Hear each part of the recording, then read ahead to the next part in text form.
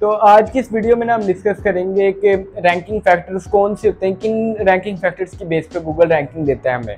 सबसे पहले तो हमारे पास आ जाते हैं ऑन पेज रैंकिंग फैक्टर्स, जिन्हें हम ऑन पेज ऑप्टिमाइजेशन भी कहते हैं।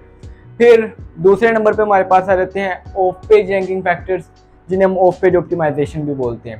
अब ऑन पेज रैंकिंग फैक्टर्स में क्या होता है, ऑन पेज मतलब जो आपकी वेबसाइट है उसके पेज के ऊपर जो भी आपने टाइटल लिखा है, डिस्क्रिप्शन लिखा है या कोई भी इमेज अपलोड की है तो उसको ऑप्टिमाइज करना है, इसको हम कहते हैं on page optimisation.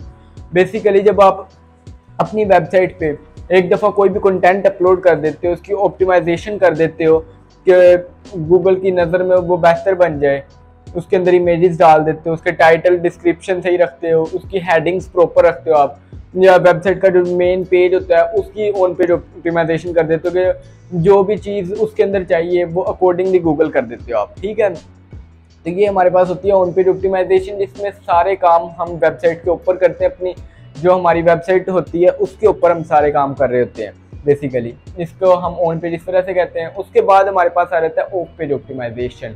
Off page optimisation मतलब ये ऑफ पेज जो सा है उसको आपको वैसे ही पता चल रहा है कि ऑफ पेज यानी कि ऑफ द पेज आपकी वेबसाइट पे नहीं होगा, आपकी वेबसाइट पे नहीं होगा तो किसी और की वेबसाइट पे होगा, किसी और की वेबसाइट पे। अब आप क्या कर सकते हो, ज़्यादा से ज़्यादा लिंक बना सकते हो आप, इसको लिंक बिल्डिंग भी बोलते हैं ऑफ पेज ऑप्टिमाइजेशन को, कि दूसरी वेबसाइट से लिंक लेना।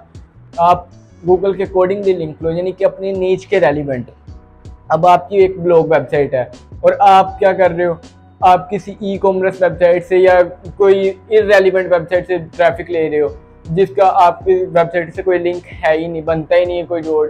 फॉर एग्जांपल आपकी फूड की वेबसाइट है, फूड रेलिवेंट वेबसाइट है, और आप ट्रैवल वाली वेबसाइट से या इस तरह की किसी वेबसाइट से लिंक ले रहे हो तो वो इररेलिवेंट लिंक होगा आपका। इसको हम डिटेल में देखेंगे कि लिंक कैसे बनाते हैं, ज़्यादा फैक्टर रखेंगे। और जो सा होता है ना ऑफ पेज, कई जगह पे सुना गया कि ऑफ पेज 70% मैटर करती है एसईओ के अंदर, और जो ऑन पेज होती है हमारे पास वो 30% मैटर करती है। लेकिन ये कन्फर्म बात नहीं है, ये काफ़ी सोर्सेज से जाहिर हुआ है। तो हम ज़्यादा काम ऑफ, क्योंकि ऑन पेज जो होती है वो एक दफ़ा हो जाती है, वेबसाइट जब बनती है ना उसके बाद हम उसको अकॉर्डिंगली सेट कर देते हैं गूगल के।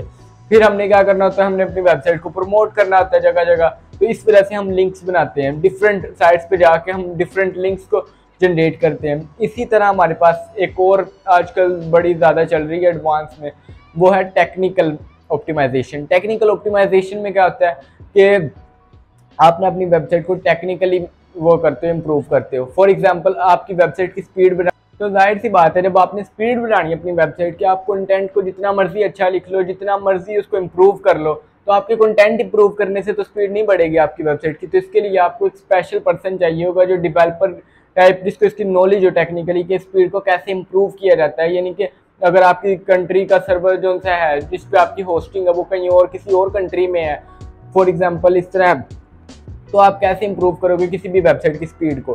तो बेसिकली जब भी हम टेक्निकल एसईओ की बात करते हैं ना, तो इसमें यही चीज़ें आती हैं कि हमने अपने आप की वेबसाइट को इम्प्रूव करना था टेक्निकली। फॉर एग्जांपल आपकी वेबसाइट के अंदर एसएसएल सर्टिफिकेट नहीं है, या आपकी वेबसाइट लोड कम होती है, यानी कि बहुत ज़्यादा टाइम में होती है। तो अगर आपकी वेबसाइट लोड ही बहुत ज़्यादा टाइम में होगी तो विजिटर जाहिर सी बात है वो किसी और वेबसाइट को ओपन कर लेगा, आपकी वेबसाइट से वो लीव कर जाएगा।